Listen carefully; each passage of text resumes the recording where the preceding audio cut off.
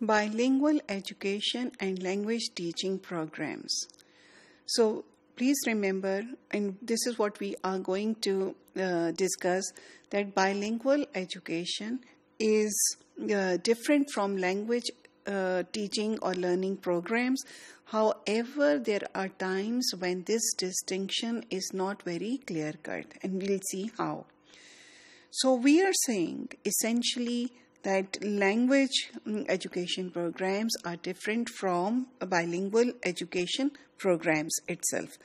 Because in bilingual education, language is taught as a medium of instruction or as a media of instruction because there are more than one languages involved. In the language teaching programs, usually it is preferred that only one language is involved, and that is the language that is being taught. Similarly, the traditional language programs focus on the use of only one language.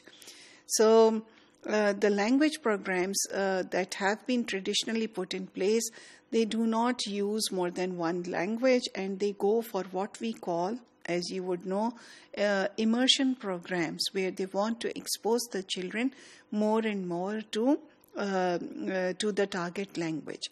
So bilingual education is employing more than one language.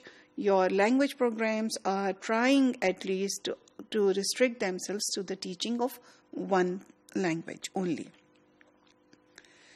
So the aim of bilingual education, it is argued, is to use more than one language because the basic goal is equity. You want to take into account the diversity of the backgrounds of the students, and you want to give them education in a language also that is a dominant language and also in a language that is their home language. So although this is different from language education programs per se, but at times there might be a lot of resemblance between the two. Now, what is this resemblance? You might find that some new language teaching classrooms, that is based on new methodologies, might use content to teach language also. So they subsume content teaching into the language education programs. This is called content-based learning or content language learning. This is what they are known by. So in that case, you can see there arises a resemblance because they also then are moving towards the aim of teaching the content. Then interestingly, several times in the bilingual education also, the method used to teach a subject or is explicit instruction given in relation to language. What is explicit instruction? Explicit instruction is when you are clearly telling the child that this is the word to be used for this thing or this object or this way, this has to be said in this given language. So this explicit instruction about the language that enters into bilingual education takes it into the realm of language education programs. So, however, interestingly, at times, I would say more often than not, especially if you're looking at Pakistani context or the Asian context, language teaching classes by default may also employ more than one language. So what are we saying then? We are saying that although we might be teaching, for instance, English in our classrooms, we do make use of Urdu while explaining the concepts. And this becomes a form or takes on a form that takes us into the realm of bilingual education. Interestingly, there might be some language ideologies at work in bilingual education which initially have come from language teaching classrooms. Now, what are these ideologies?